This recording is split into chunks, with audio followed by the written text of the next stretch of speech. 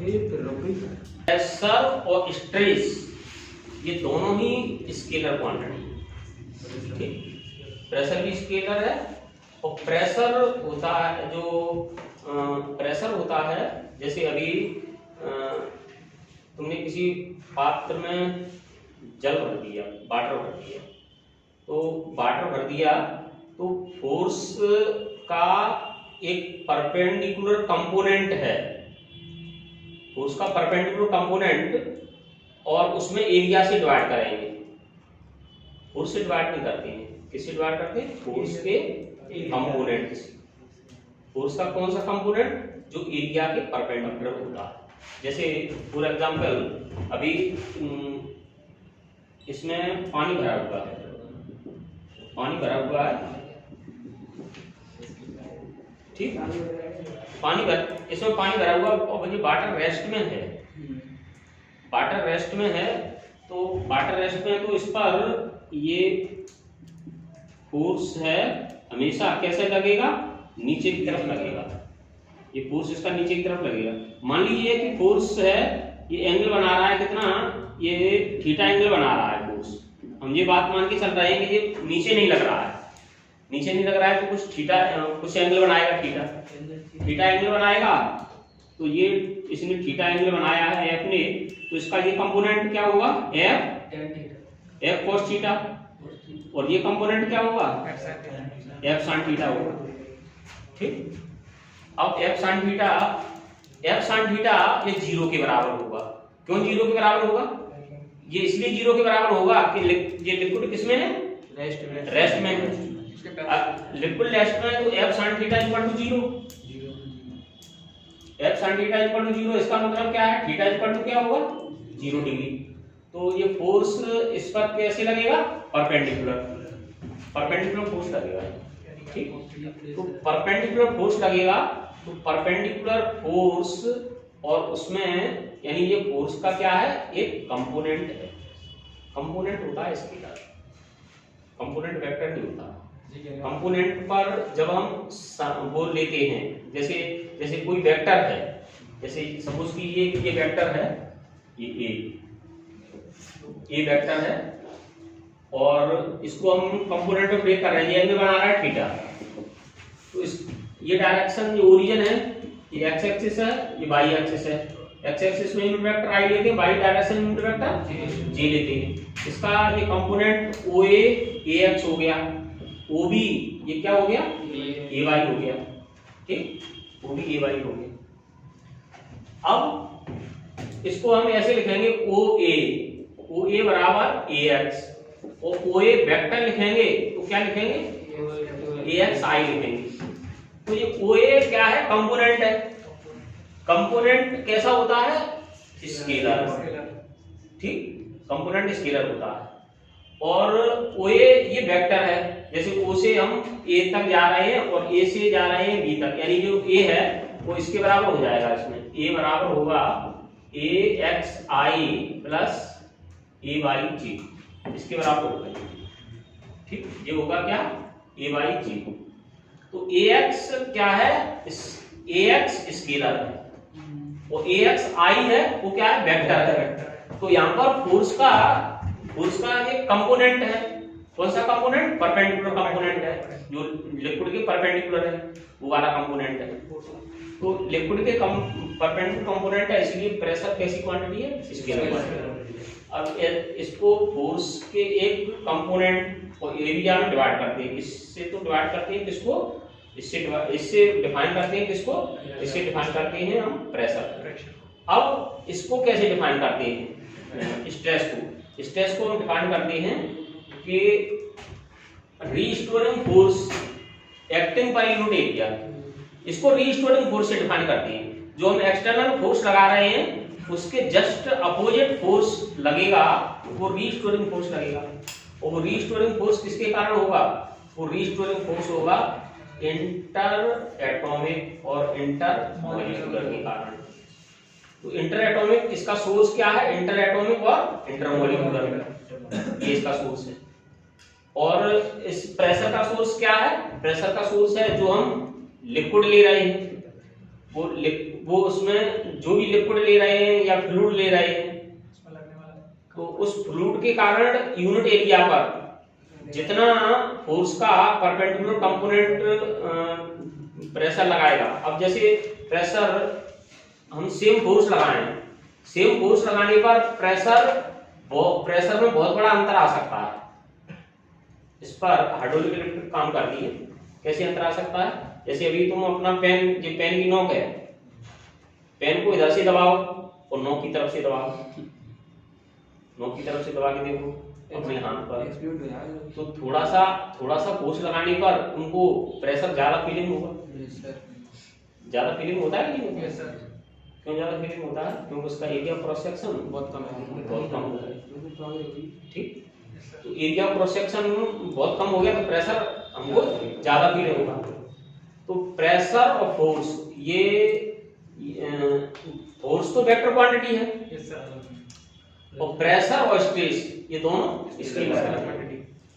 और इसको स्ट्रेस को कैसे डिफाइन करेंगे? रीस्टोरिंग फोर्स, या रीस्टोरिंग फोर्स अपॉन एरिया। अब ये टाइप्स ऑफ स्ट्रेस है, स्ट्रेस के टाइप हैं, ये तो कल हमने बता दिया था। स्ट्रेस नहीं लिख पाया तो लिख लो, the restoring force acting per unit area, the restoring force acting per unit area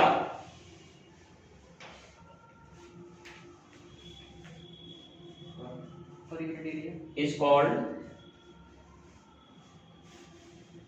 called stress. Its SI unit is Newton per meter square, Newton per meter square और पास्कल।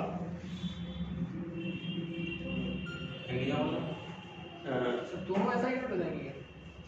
दरअसल SI यूनिट क्या है? SI unit तो pascal ही लेते हैं, pascal लेते हैं, लेकिन पास्कल न्यूटन पर मीटर स्क्वायर के इक्विवेलेंट है। Yes sir. ये हिंदी में लिख लो, इकाई क्षेत्रफल पर लगने वाले प्रत्यानयन बल को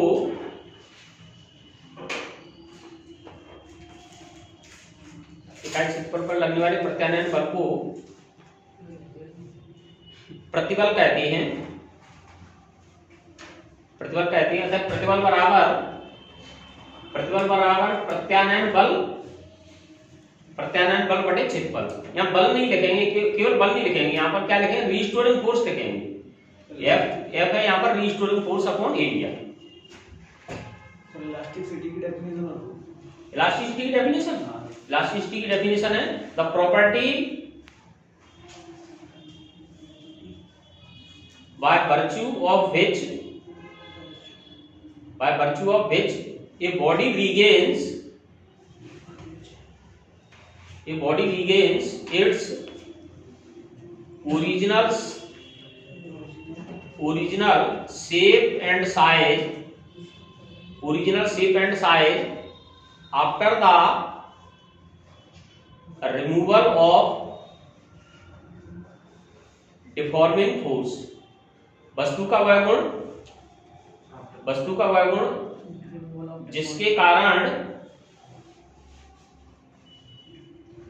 कारण उस पर विरूपक बल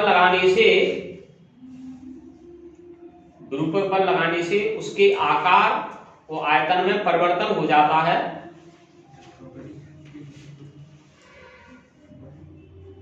तथा विरूपक बल हटा लेने पर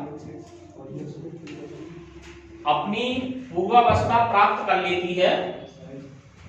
विरूपक बल हटा लेने पर अपनी पूर्वावस्था प्राप्त कर लेती है। प्रत्यास्थता कहलाता है।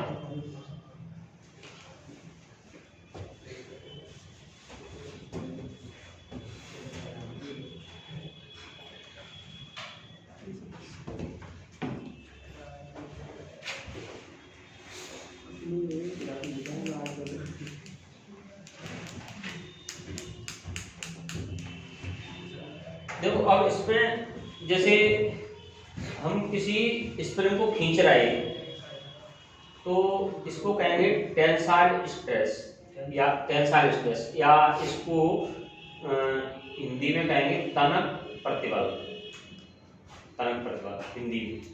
और जब हम किसी चीज को जैसे स्प्रिंग को दबा रहे हैं तो इसको कहेंगे कॉम्प्रेशनल स्ट्रेस, इसको कहेंगे हिंदी में कहेंगे संपीडक प्रतिबल दबाएंगे तो। और जब हम किसी बॉडी पर यूनिफॉर्म फोर्स लगा रहे हैं, चारों तरफ से फोर्स लगा रहे हैं, जैसे मान लो कोई बॉडी है वो पानी में डूबी हुई है, तो पानी में डूबी हुई है, पानी चारों तरफ से फोर्स लगाएगा, तो उसको कहेंगे हम hydrostatic stress, hydrostatic.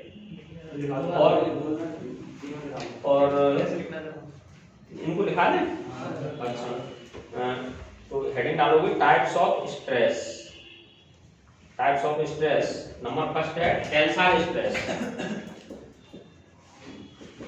Tensile stress, तनक प्रतिबल, तनक प्रतिबल। On increasing length of a body,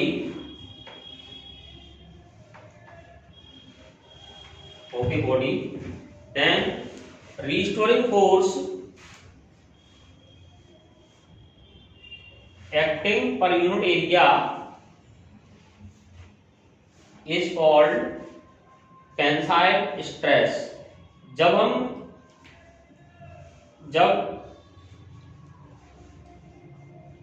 प्रत्यानयन बल के कारण वस्तु की लंबाई में वृद्धि होती है तो इसे तनक प्रतिबल कहते हैं। दूसरा है कॉम्प्रेशनल स्ट्रेस, सेकंड है।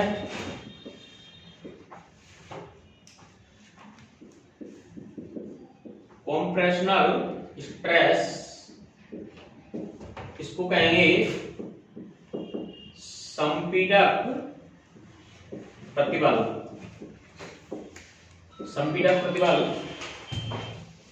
When length of body is decreasing under deforming force, then force per unit area is called compressional stress। जब गुरुत्वक बल लगाने से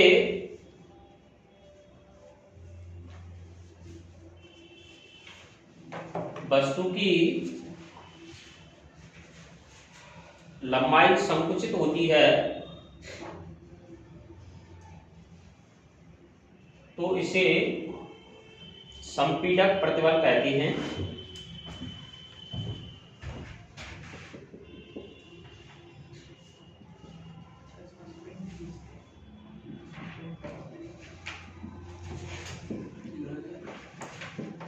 हाइड्रोस्टैटिक स्ट्रेस, इसको जलीय प्रतिबल कहते हैं, हिंदी में जलीय प्रतिबल। If body is subjected to a uniform force from all sides, then it is called hydrostatic stress. यदि वस्तु पर सभी तरफ से समान बल लगाया जाता है, समान बल लगाया जाता है तो इसे जलीय प्रतिबल कहते हैं। और एक है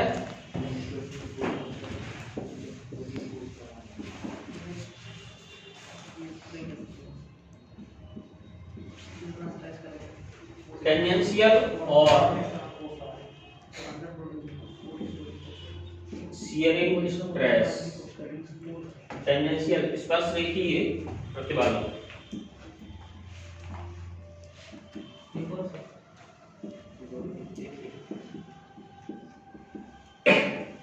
देखो एक जैसे एक ये बुक ले गए और इस बुक पर हम इस तरह से फोर्स लगा रहे हैं, ऐसे फोर्स लगा रहे हैं, इसके नीचे का पोर्शन है ये यही रखा और इस टाइप से ऐसे फोर्स लगा रहा है, तो सबसे ज्यादा डिस्प्लेसमेंट किसका होगा? ऊपर वाले पेज का, और नीचे वाला पेज है वो अपनी ओरिजिनल पोजीशन में ही रहेगा। तो इस स्ट्रेस को हम कहेंगे, ये स्ट्रेस क्या कहलाएगी? शियरिंग स्ट्रेस और टेंजेंशियल स्ट्रेस कहलाएगी। और ये ऐसे इसका मेजरमेंट है, जैसे मान लीजिए ये बॉडी है और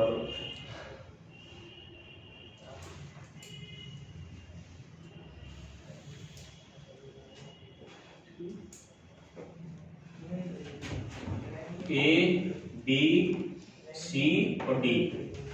अब हम ए से आ गए कहाँ? ए डैश पर, बी से आ गए बी डैश पर, सी से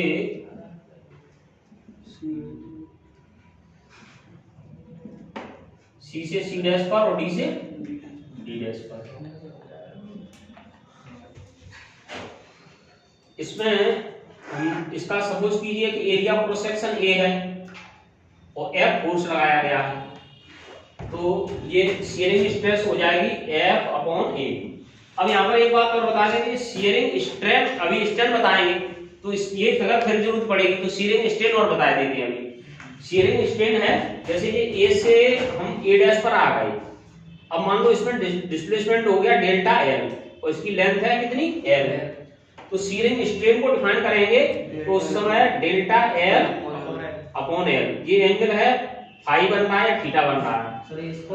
ये तो है शियरिंग स्ट्रेस एफ अपॉन ए, फोर्स अपॉन एरिया, और ये है शियरिंग स्ट्रेन फाई बराबर रिलेटिव डिस्प्लेसमेंट, दोनों सरफेस के बीच में रिलेटिव डिस्प्लेसमेंट और दोनों सरफेस के बीच की distance divide, change in length upon original length.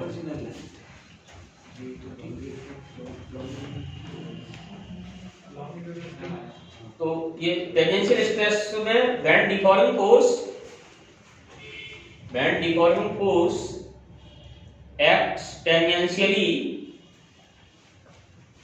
acts tangentially to the surface of a body. It produces bend deforming force acts tangentially to the surface of a body. जब गुरुत्वाकर्षण बल किसी वस्तु पर स्पर्श रेखी लगाया जाता है, it produces a change in the shape of body, तो यह वस्तु की आकृति में परिवर्तन कर देता है, वस्तु की आकृति में परिवर्तन कर देता है, change in shape of the body. The tangential force applied per unit area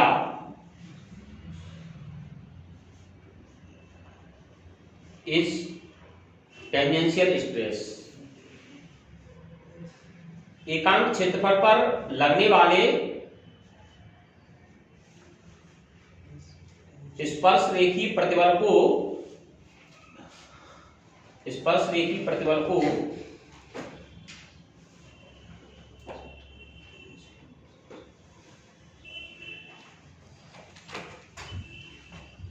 एकांक क्षेत्रफल पर लगने वाले बल को स्पर्श रेखी प्रतिबल कहते हैं। एकांक क्षेत्रफल पर लगने वाले बल को स्पर्श रेखी प्रतिबल कहते हैं। अब इसमें ये तो है स्ट्रेस, अब स्ट्रेन है,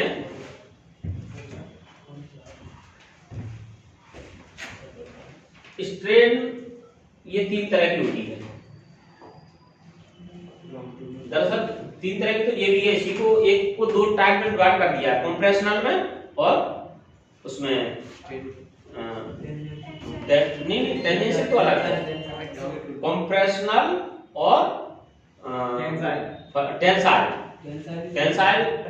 टेंसाइल में क्या होता है, खिंच जाती है, और कंप्रेशनल में दब जाती है। ये स्ट्रेन है, स्ट्रेन को डिफाइन कैसे करेंगे, the ratio of change in dimension to the original dimension. ठीक, स्ट्रेन STRAIN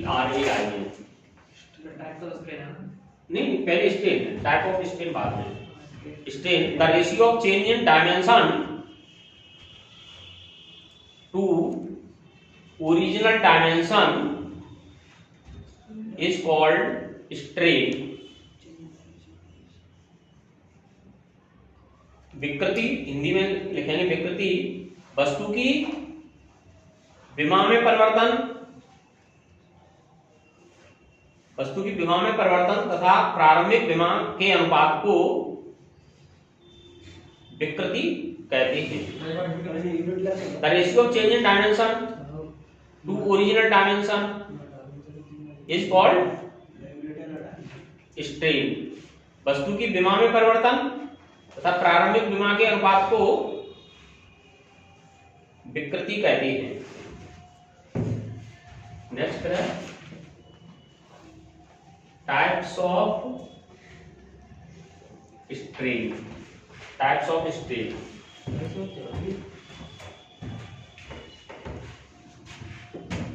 विकृति के प्रकार। टाइप्स ऑफ स्ट्रेन, विकृति के प्रकार।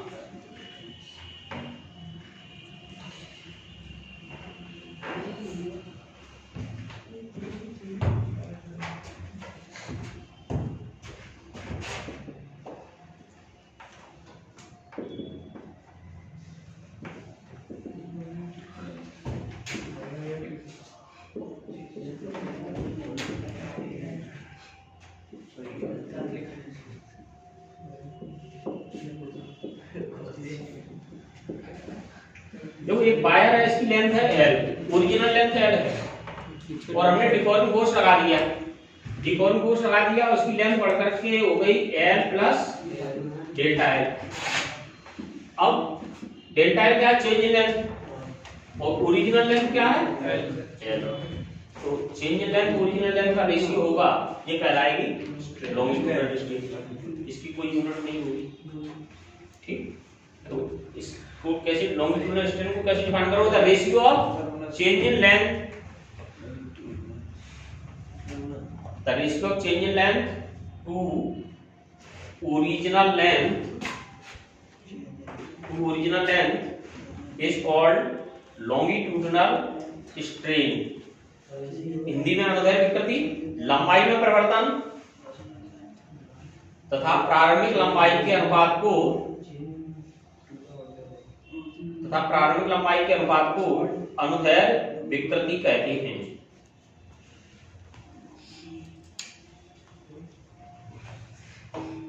अनुदैर्घ्य विकृति कहते हैं।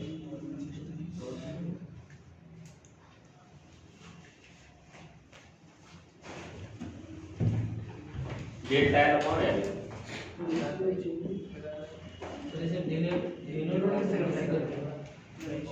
इसको डिनोट करने के लिए वैसे तो इसे अल्फा से डिनोट कर देते हैं, ठीक है, और ये जब उसको डिफाइन करते हैं, इसमें एक और है, जब जैसे पॉइसन रेशियो डिफाइन करते हैं, तो जैसे किसी वायर को तुम खींचते हो तो लंबाई तो बढ़ जाती है उसकी, लेकिन वायर कैसा हो जाता है, पतला, तो वो एरिया ऑफ क्रॉस सेक्शन घट जाता है उसका। तो एरिया प्रोसेस, तो फिर उसके केस में हम ट्रांसवर्स स्ट्रेन और डिफाइन करते हैं, तो ट्रांसवर्स स्ट्रेन को बीटा से डिनोट कर देते हैं। तो बीटा और अल्फा, इनका जो रेशियो होता है वो कहलाता है पॉइसन रेशियो। ठीक, मतलब पॉइसन रेशियो की जो डायमेंशन रेशियो कितना होता है, पॉइसन रेशियो यूनिट लेस होता है, उसकी कोई यूनिट नहीं होती। तो वॉल्यूमेट्रिक स्ट्रेन ये क्या होती है, change in volume upon original volume. ठीक है, इनको तो वैसे ही याद कर लो, फटाफट एक लाइन के हैं, तो The ratio change in volume to the original volume is called volumetric strain. आयतन में परिवर्तन, आयतन विकृति, इसमें लिख लो आयतन विकृति हिंदी में, आयतन विकृति, आयतन में परिवर्तन तथा प्रारंभिक आयतन के अनुपात को, प्रारंभिक आयतन के अनुपात को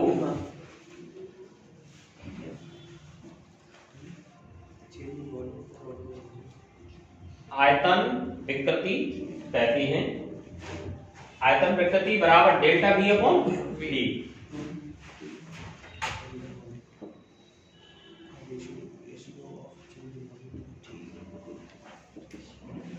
shear strain, shear strain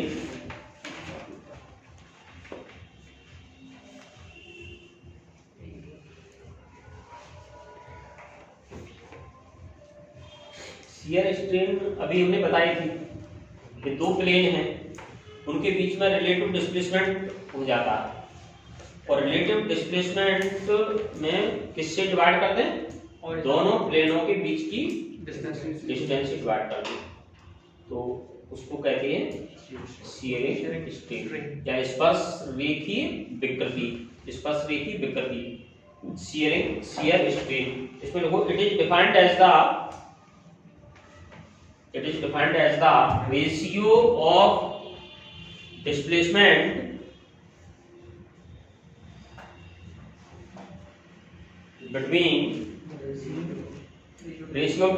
between two parallel planes to the distance between parallel planes,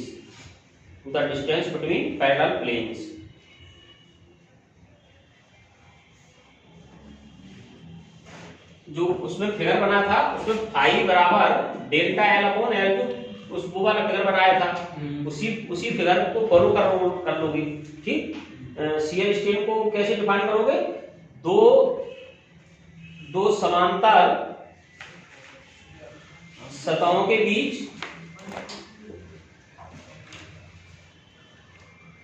विस्थापन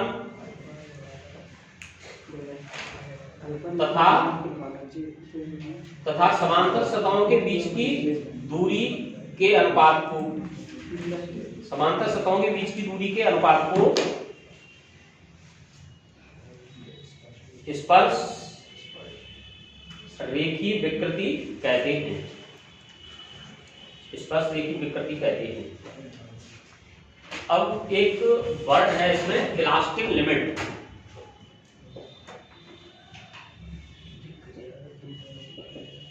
इलास्टिक लिमिट ये क्या होती है? देखो इलास्टिक लिमिट, जैसे मान लो तुम्हारे पास में स्टील का तार है, स्टील की तार की लेंथ है कितनी? 100 सेंटीमीटर, 100 सेंटीमीटर लेंथ का स्टील का तार है। तो इस तार को तुम्हें से कोई बता सकता है कि इसको हम कितना अधिक से अधिक कितना खींच सकते हैं जब तक कि इसके अंदर इलास्टिक प्रॉपर्टी बनी रहे? ज्यादा से ज्यादा यानी इसकी इलास्टिक प्रॉपर्टी बनी रहे और ज्यादा से ज्यादा हम इसको खींच भी सकें, तो लगभग कितना खींच सकती है? आधा यानी 50 सेंटीमीटर तक। ठीक है, ये तो पता है सबको? सर तुमको निकालो नहीं पता है? क्यों जग नहीं? तो देखो इसको हम सिर्फ 1 सेंटीमीटर तक, 1 सेंटीमीटर से ज्यादा नहीं खींच सकते।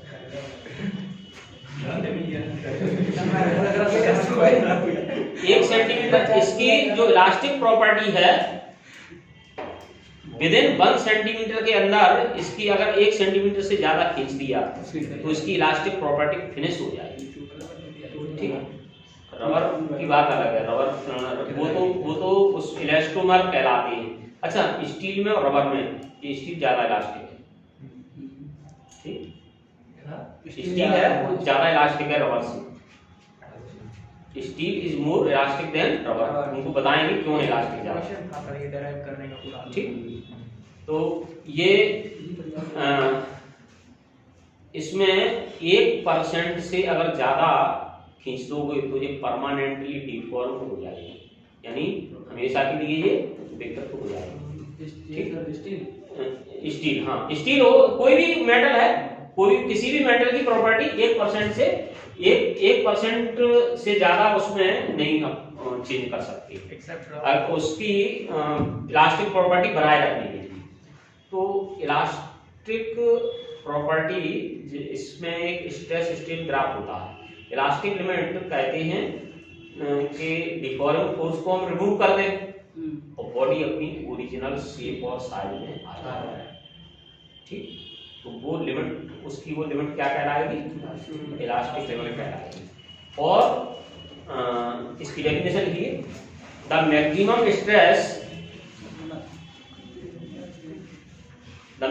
Stress up to which stress is proportional to stress is proportional to strain is called elastic limit। Elastic limit Hindi में लिखो प्रत्यास्थता सीमा। प्रत्यास्थता सीमा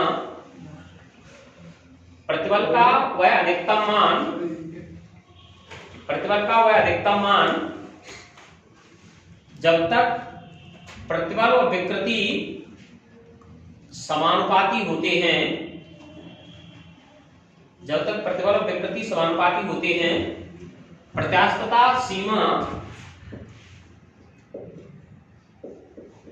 कहलाता है। Hooke's law. नेक्स्ट है हुक्स लॉ।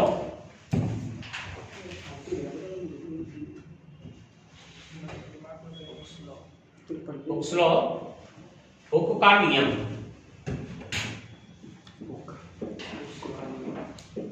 रॉबर्ट हुक ये ब्रिटेन के साइंटिस्ट थे, इन्होंने हुक्स लॉ दिया था। According to this law within the elastic limit, इस नियम के अनुसार प्रत्यास्थता की सीमा के अंतर्गत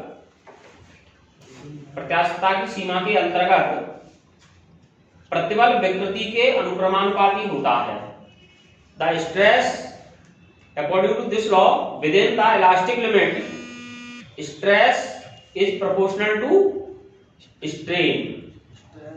Stress is proportional to strain, that is stress proportional strain, or stress is equal to E into strain। stress is equal to E, यानी प्रतिबल अनुक्रमानुपाती विकृति और प्रतिबल बराबर E इंटू विकृति। इलास्टिक कांस्टेंट और स्ट्रेस की यूनिट सेम। हाँ, आगे देखो, वेयर E इज कांस्टेंट, यहाँ E नियतांक है,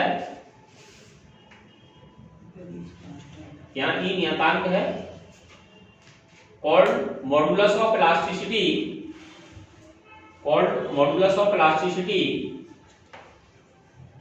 of the material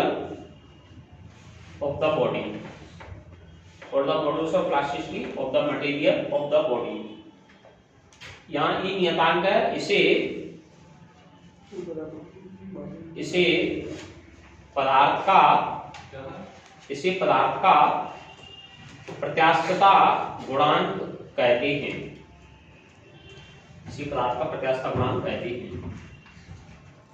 ठीक है।